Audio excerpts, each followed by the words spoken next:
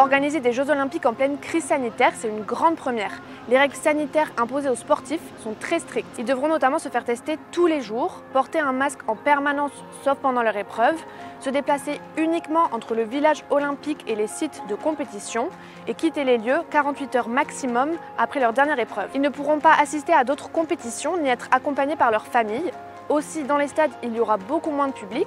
La jauge limite de spectateurs, qui ne seront que des résidents du Japon, est fixée à 50%. La compétition aura lieu du 23 juillet au 8 août prochain. Alors, à son approche, comment les sportifs se sentent-ils? C'est pas forcément les meilleures conditions pour faire des jeux. J'ai pas la même excitation d'aller aux jeux qu'à Londres ou qu'à Rio. Forcément, je suis triste parce que moi, je voulais que ma famille soit là. Je voulais, comme j'ai dit, les Jeux Olympiques, c'est aussi vachement le côté humain, c'est rencontrer des gens, c'est la mixité, etc. Donc là, je pense que ça va être un petit peu particulier, malheureusement. C'est un peu dommage de vivre cette expérience olympique et justement de la vivre qu'à 50%. Les JO ne se résument pas qu'aux performances sportives. C'est la rencontre entre toutes les nations et entre tous les sports.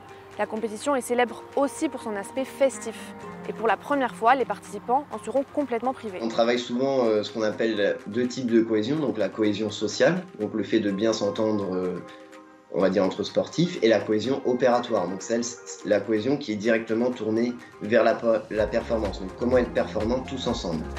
Et c'est vrai que ces deux cohésions vont être forcément impactées puisque voilà, va y avoir des règles sanitaires très précises et assez restrictives malheureusement pour créer ce sentiment de fête, d'unité, de rassemblement, encourager des amis, des copains, et puis célébrer les victoires qui sont aussi indispensables puisque c'est pour des émotions de joie, des émotions positives qu'ils pratiquent leur sport. Comment se préparer à cet isolement qui engagera plus de stress? Clément Lecause apporte des éléments de réponse. Pour se recentrer, on travaille beaucoup avec par exemple des routines.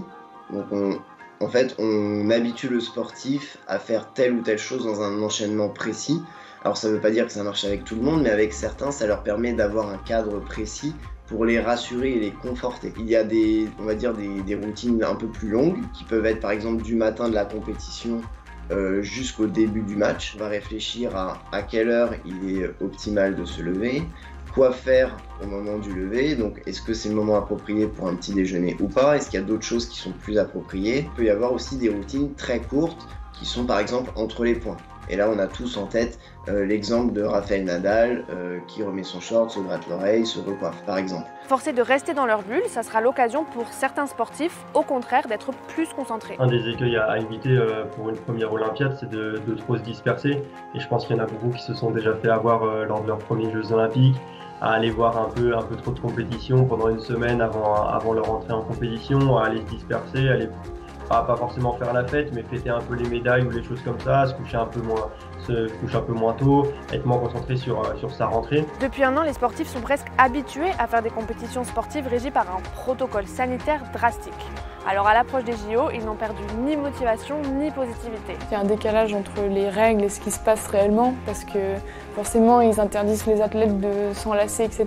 Mais s'il y a un relais qui gagne une course, oui, ils vont s'enlacer et il y aura pas, ce ne sera pas non plus complètement froid. C'est pas parce qu'on se fait un test PCR dans le nez tous les jours que ça va jouer sur les jambes. Il y aura la motivation et je pense que quand je monterai sur le plot, je voudrais gagner de la même manière. Faut faire Paris comme ça, au moins on oubliera.